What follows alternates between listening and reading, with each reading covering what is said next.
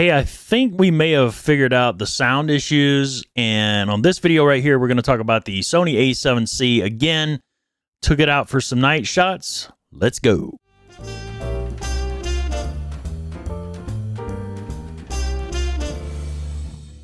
What's up, everybody? Thanks for joining in and watching this video about the Sony A7C.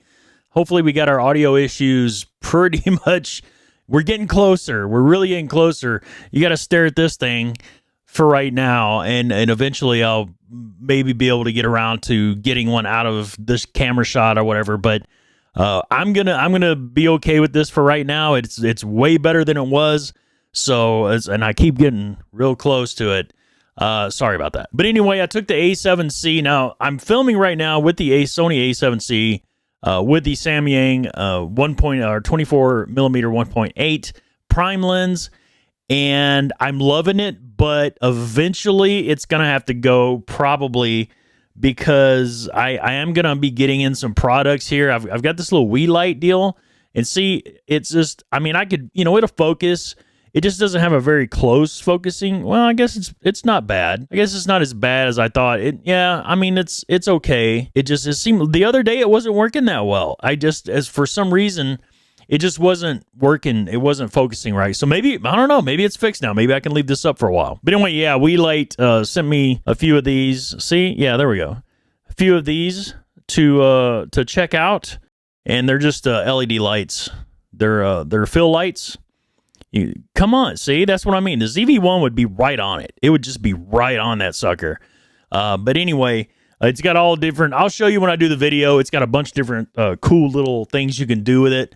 You can like create background lights, like if there's police or something in the area, and you can have that kind of special effect type lighting. But anyway, that's not what this video is about. This video is about what I did with the Sony A7C. Out at night. I took it out one night, and I've actually, this is again the second or third time I've filmed this video, because I would get so pissed off about the sound that I just didn't want to do it. But let's go over it right now. I've got my iPad out, I've got it connected, and we're gonna check it out. Some of the photos that I took. So we know the Sony A7C is good for video. We've got it. You got the glory, the 1.8 glory behind us, and daytime photos. I mean, come on. I mean, it's, please. But nighttime photos, nighttime photos, I really only took the A7 III out a couple of times at night. And actually, I got a couple really, some of my best shots, street photography, was done with the A7 III. And ironically, I used the cheap Canon 50 millimeter 1.8. It was adapted, obviously, but it was that $125, $150, $125, I can't remember. It was an EF lens, and it just performed really well. And that was back, a couple years ago, or year and a half ago. It was just, it was really good. So the 1.8, if you're going to do night street photography, you definitely want to go, I would say 1.8 is the minimal. Like that's a 1.8 and wider open, like 1.4, 1.2. You definitely want to be able to let as much light into that lens as possible, into the sensor. You may be able to get away with 2.8. You may in some situations, but I would suggest personally a 1.8. So let's go on over. I'll shut up, and we'll go on over to this little screen right here, and we're gonna turn on the old picture-in-picture so you can see me. I'm up here. Well, yeah, never mind. So anyway, this is one of the first photos I took. I was actually getting out to take pictures of a different building, and I looked over, and sometimes they creep up on you. Sometimes these things just happen, and I looked over, and somebody had drawn an anarchy symbol on this electrical box that was next to a red light. So I'm assuming it was the electrical box for the red light or some other lights around there. And I got a really good shot of it, and I got a couple different angles. If you can tell a little bit, I think these are pretty much the same angle.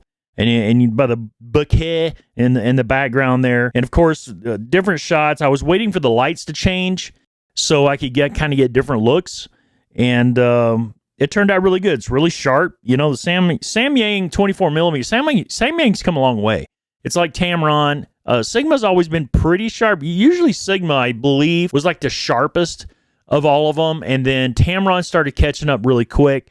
Samyang and was kind of lagging behind, which, you know, Samyang, Rokinon, same company. But they're starting to catch up now, and it's really good for us as consumers, as photographers, because now we can buy, you don't have to buy G Master lenses or, you know, or even the Sony G lenses, and you can still get fantastic sharp photographs. This one is a little bit different angle, and of course I got a green light in there, and I got some red and the white, and I think there was a car in there, car headlights or whatever. So again, really sharp. You know, it's I was kind of focused in on the symbol, the anarchy symbol, and this one was really sharp too. You know, you got to wait for it to kind of lock in focus there. And then over here, this is on Polk Street. I wish that car wasn't there. It would have made such a great picture if that car wasn't there, and I don't even try to take it out because I'll screw it up. But this is on Polk Street. The left side of the building, as you're looking at it right now, the left side of the building is a 6-car pub and brewery. They brew their own beer, I believe. Don't quote me on that. And then on the right side is Crush. And, you know, both Crush, I know, is a high school. I've been in Crush. I haven't been in 6-car yet. I do want to go in there and try it out sometime, but Crush is kind of a high-scale restaurant. They serve you the big plates with the little thing of food in the center, you know, like the big restaurants do. So that's kind of what they are. But the lights, look at the lights. I mean, the lights are beautiful. This camera just takes really, really good photos. And I kind of focused. I was trying to figure out where I focused. I want to say I was focused in the middle, like dead center. But it came out really nice. And let's see, we've got Hodgetown, went over to the baseball stadium because I've always gotten the outdoor daylight photos of the stadium. And I got the Hodgetown at night. I wanted to get these under the lights because I didn't know if they're going to have all the lights on, but they did. They had the outside lights and took really good photos. It did exceptionally well. And then I went over to the gate. There's a side gate over by the ticket booth. And I kind of wanted to get this super dark image around just the highlight, the name highlighted, you know, and maybe a few lights. And I accomplished it. And it's, again, sharp photo, you know, really, really good resolution. And then I kind of got up a little bit closer, of course. I don't know what's causing the discoloration on on the letters, because on my iPad, you can kind of see it, but it's not nearly as pronounced as it is that you're seeing right now. So I don't know. Probably I probably screwed something up in editing. Oh, look at that. Explain this.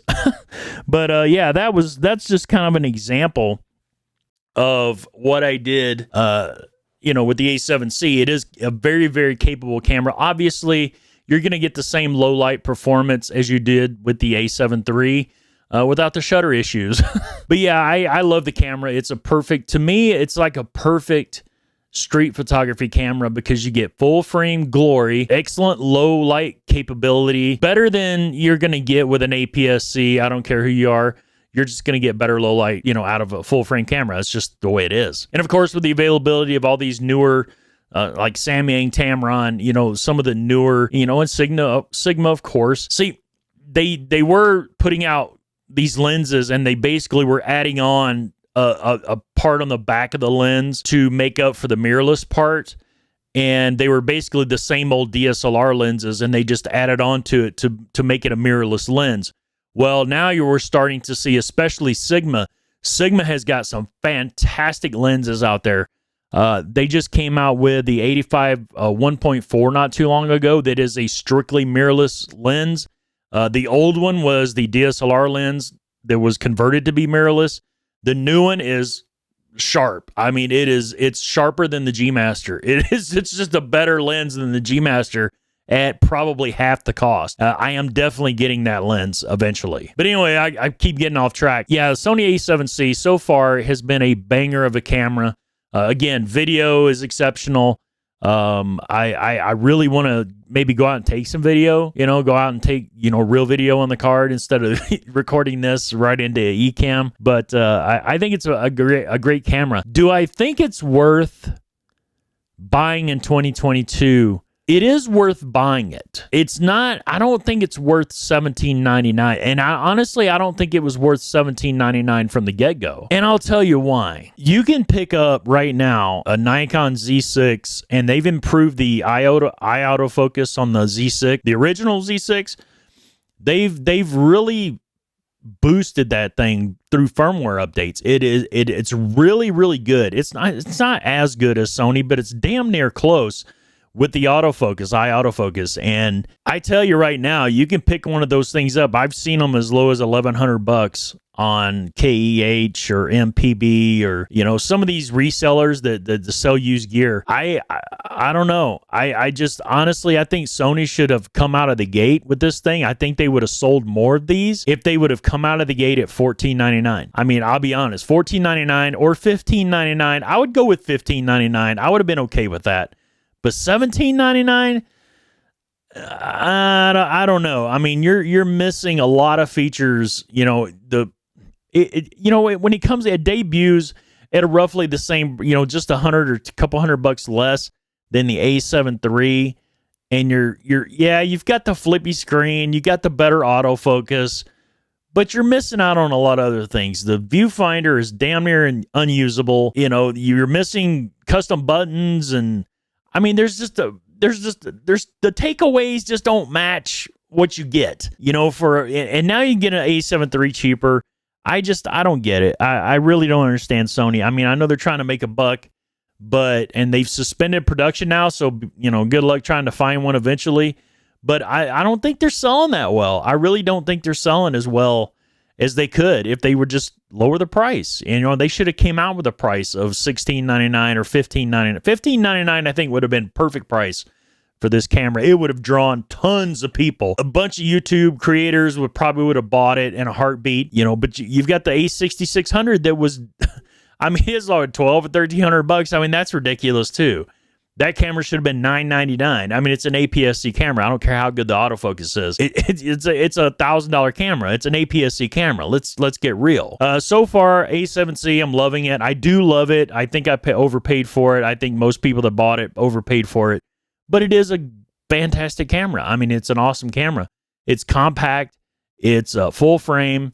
So you get a lot of the same functionality. You're missing out on the shutter speed, but you can kind of mess with that on the ISO, dropping it down to 50. Doesn't really affect picture quality when you drop it down to 50. So that's really good. So you kind of make up that stop. When you lose the stop on the shutter speed, you kind of gain it back on your ISO, kind of, sort of. Anyway, that's it for me. Thanks for watching, and coming up videos, hopefully here pretty soon. Again, I'm going to be talking about this Wii light. I'll do a full video if I can get that. Yeah, see, now it focuses. But I'm going to talk about the Wii light, show you all the different things. I was kind of messing around with it. There's an app that comes so you can change a bunch of crap. It's really cool. And then also, I did my first real sporting event shoot with the Sony A7 III with 2 of the Tamron lenses. I mostly used the 150-500. It performed pretty good. It was pretty nice. And then I think I took a few shots of this with the 70-180. But I should have probably taken more with that, to be quite honest. But the 150-500 did okay. I took like 800 shots, and I had to cull through all that. It was crazy. I think I've got it down to about 350 out of 800. We'll see how that goes. But I'll do a video, and I'll invite you in. And we'll look at those pictures. Maybe we'll do a go through Lightroom and do some stuff. Oh, another thing, I do want to do a video on the Luminar Neo, because I've got the preview copy, like a lot of other people you've seen on YouTube. We got the preview copy, and it just updated to version 2, or the second update just happened today, matter of fact. And I'm liking it. But we'll go through it. We'll kind of it does still have a couple little bugs, but that's it. Please subscribe to the channel, and please like this video. It does help with the YouTube algorithms, and I appreciate each and every one of you. We will see you again real soon with another video.